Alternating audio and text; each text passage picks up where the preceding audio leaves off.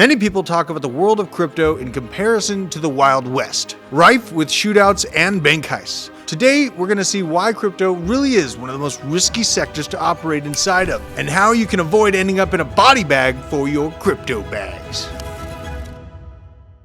Welcome to the Blockchain Bunker. I'm Drew, here to bring you the Drewth. In 2022 alone, $3.8 billion worth of crypto was stolen or hacked. Since blockchain has set the lightning speed pace for crypto, regulators, legislation, and law enforcement have lagged decades behind the brilliant minds in crypto development and investors. If we rewind to 2011, the infamous Mt. Gox hacks, Linode, and Bitfloor, at least 750,000 Bitcoin were stolen. Beyond that, last week was the first testimony of Sam Bankman-Fried, who stole around $470 million worth of investor funds and paid off hundreds of millions of dollars of that to political campaigns. These are just the well-known cases of criminality in crypto.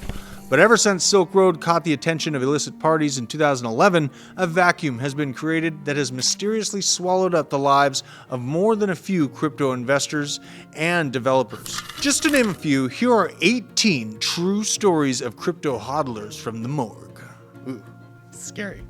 This is spooky. Like and subscribe, and make sure to comment below. Let's start with Vyacheslav Taran, a 53-year-old billionaire whose high-end helicopter mysteriously crashed on a clear day in November 2022 near Monaco, France, right after his flight gas canceled at the last minute. Taran was the co-founder of trading investment platform Libertex and Forex Club. Taran supposedly had enemies within Russia for ripping off crypto investors, as crypto had taken an important spotlight after the sanctions imposed by the United States took effect. The investigation never seemed to be conclusive if foul play was involved. In a similar death, Yevgeny Prigozhin, the leader of the Wagner Group, had turned against the Kremlin and was killed in a jet crash outside of Moscow. He was rumored to have the fifth largest Bitcoin wallet in existence. Bob Lee, who in April of 2022 was stabbed to death after he created a well-known cash app, was also a CTO of Square, now known as Block Inc., and was a chief production officer of MobileCoin. This high-profile murder was committed by another member of the IT community in San Francisco. It was a crime of passion, interwoven with the drug and party scene that the wealthy afford to live within the community. Gerald Cotton was a 30-year-old founder of Quadriga, Canada's largest crypto exchange that was covering a massive Ponzi scheme. 2 weeks later, before his honeymoon in India, he wrote out his will and then supposedly died of gastroenteritis suddenly on their trip, while owing millions to investors.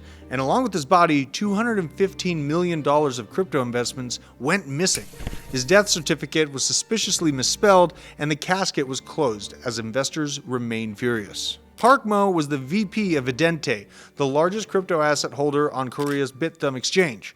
Just 2 months after the Financial Investigation Division of Seoul launched an investigation into the charges of embezzlement and price manipulation against Mr. Mo, his body was found in front of his home at 4 a.m. on December of 2022. Tian Kulander was just 30 years old when he mysteriously died in his sleep, November 22. Kulander was the co-founder of the Amber Group, a leading digital asset company. He had been featured in Forbes magazine, and his net worth was estimated somewhere between $120 and $125 million. Nikola Mishigan, the founder of MakerDAO, at just 29 years old, tweeted on the day of his demise in October 22 that the CIA and Mossad were going to torture him to death. Just before his drowned body was found on the beach of Puerto Rico, he was fully dressed and his wallet in his pocket. Some allege that he had mental health issues, but others say that he was rightfully paranoid for his extensive knowledge of government corruption. Mauricio Popescu was found dead at 41 on the beach of Costa Rica in June of 2021. He was rumored to be one of the largest Bitcoin holders and founded MPX, a Bitcoin securities exchange. He was a vocal critic of the SEC who had launched an investigation against him before his untimely death. Javier Biosca was 53 when he was charged with money laundering and falsifying documents before his body was found, having fallen from a fifth-story window of a hotel in Spain, November 22.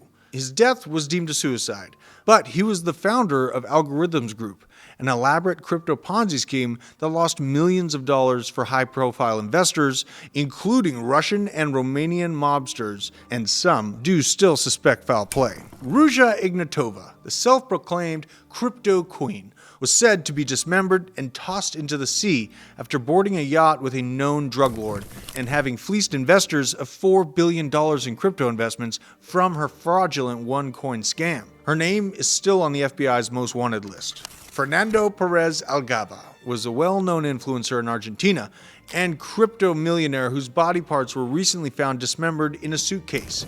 He was suspected to be involved with the wrong people and carrying massive loads of unrealized debts. Christian Peeve, at the age of 41, was a crypto millionaire, but when he went to visit a friend in Bulgaria of August of 23, he was bludgeoned to death with a dumbbell, and parts of his remains were found clogging toilet drains in the apartment complex. It is rumored that Peeve was giving this friend financial advice on crypto investments. A South Korean woman by the surname Choi was found dead this March after a legal battle ensued over Purevare token in its investments, whom she worked for.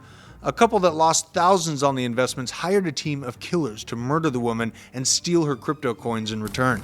Matthew Mellon, the banking heir crypto billionaire, supposedly died of a heart attack in Cancun, and hundreds of million dollars still remain missing. Although he is known for using opioids in the past, he claimed to have sinister actors trying to steal his crypto.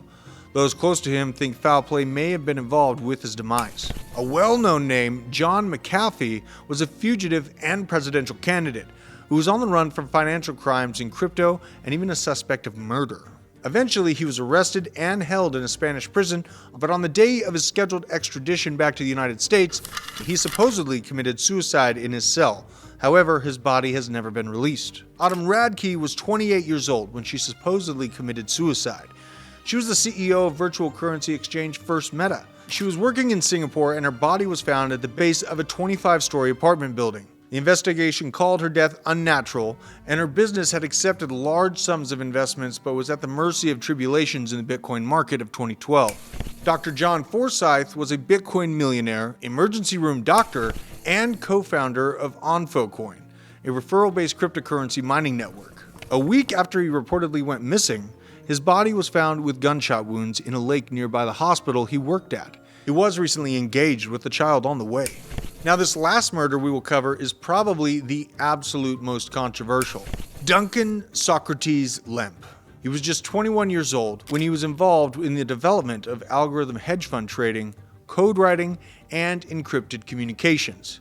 He was working for the Geometric Energy Corporation in March of 2020 when the Montgomery police raided Lemp's home in the middle of the night with a no-knock warrant and shot him dead next to his pregnant girlfriend, who also suffered gunshot injuries. It was said that Duncan was working on encrypted communication blockchain called Keybase to connect Threepers with end-to-end encrypted files. The police claimed that an anonymous call stated he had a juvenile criminal record and possessed illegal firearms, but no such juvenile record existed, and his firearms were legally owned. He also founded Asymmetric Volatility Services, a cryptocurrency market-making company, and was an advocate of blockchain tech. Lawsuits are still pending over his death, and police have been reluctant to cooperate.